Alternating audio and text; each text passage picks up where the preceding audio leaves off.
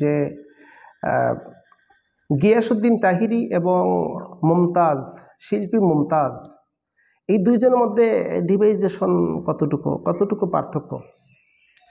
আজকে যেটা সামাজিক যোগাযোগ গণমাধ্যমে যেটা প্রচার হয়েছে, গিয়াসউদ্দিন তাহিরিকে সবাই উপাধি দিচ্ছে শিল্পী মুমতাজের ছোট ভাই। শিল্পী মুমতাজের ছোট ভাই কেন এক উপাধি দিল, কী জন্য উপাধি দিল, আমরা একটু এ বিষয়টা জানব। নিঃসন্দেহে আপনারা বুঝতে পারছেন যে কেন উপাধি দিয়েছে। উপাধি দেওয়ার মূলত কারণ হলো শিল্পী মুমতাজও গান গায়, মঞ্চে নাচে, গিয়াসউদ্দিন তাহিরিও মঞ্চে গান গায় এবং নাচে, জিকিরের নাম করে নাচে, যেটা কোরআন হাদিসে কোথাও নেই। এই যে সমস্ত জিকিরগুলো করতেছে, আমরা দেখেছি যে সমস্ত জিকিরগুলো করতেছে, যে জিকিরগুলো মৌদও কোরআন সুন্নাহ নেই, আদৌ কোরআন সুন্নাহ অনুযায়ী এই জিকিরটা নেই, কিন্তু সেই জিকিরগুলো করতেছে, লাফাচ্ছে, ইত্যাদি ইত্যাদি ইত্যাদি। তো এই বিষয়টা বলার মুখ্য উদ্দেশ্য নয়, মূলত উদ্দেশ্য হলো জ্ঞানহীন কোনো কাজ করলে সেইটার ক্ষমা সহজে হয় না। জ্ঞানহীন কোনো কর্ম করলে জাতির কাছে সেটা কখনোই গ্রহণ হয় না। অজ্ঞতাবশত ভুলবশত কোনো কাজ করলে জাতির সামনে পরবর্তীতে ওই ভুলটাকে স্বীকার করে যদি বলা যায় তাহলে জাতি সহজে গ্রহণ করে। তো এখানে প্রশ্ন হলো, যদি কোনো ব্যক্তি জেনে শুনে মারাত্মক ভুল করে, জেনে শুনে মারাত্মক ভুল করলো, তাহলে সেই ক্ষেত্রে জাতি কি করবে? জাতি কি তাকে ক্ষমা করবে? জাতি কি কখনো ক্ষমা চোখে দেখবে? মোটেও দেখবে না।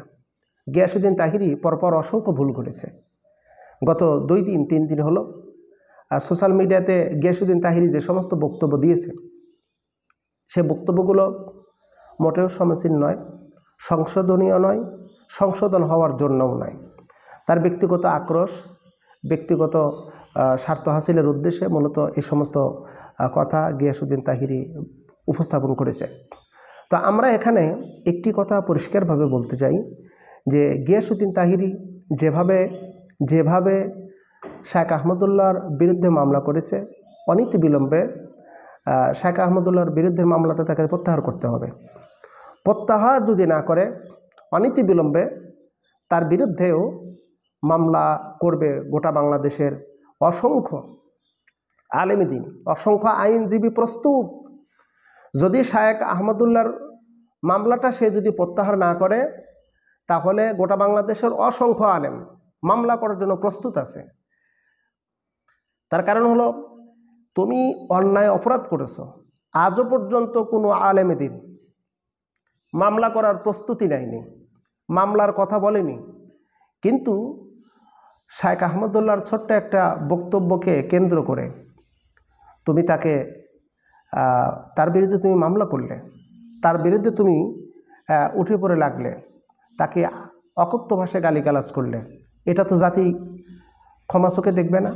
তোমাকে সময় দেওয়া হয়েছে, এই সময়ের ভিতর যদি শেখ আহমদুল্লাহর মামলা প্রত্যাহার করে এবং তার কাছে ক্ষমা না আসে, যদি তুমি চুপচাপ করে থাকো, বাংলাদেশের অসংখ্য আলেম আলটিমেটাম দিয়েছে, তোমার বিরুদ্ধে মামলা করা হবে, আর সুযোগ দেওয়া হবে না।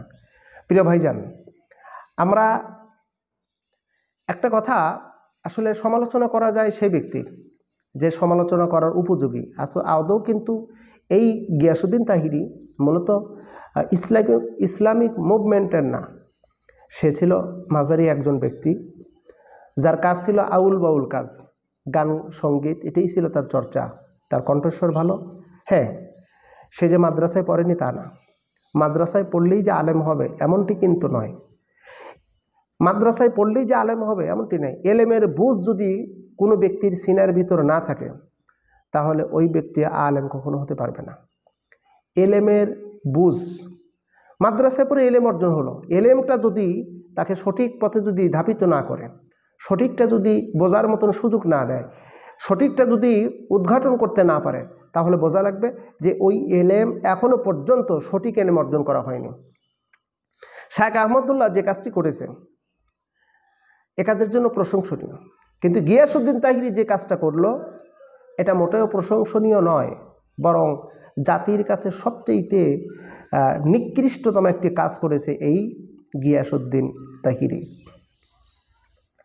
আমরা কথা বলতে চাই না, যে উঠে এসেছে মাজার থেকে, যে উঠেছে গান সঙ্গীত থেকে, যার উঠে আসা শিরকের মাধ্যম দিয়ে, যার উঠে আসা হলো গান বাজনার মাধ্যম দিয়ে, সে কেমনে ভালো কিছু করতে পারে?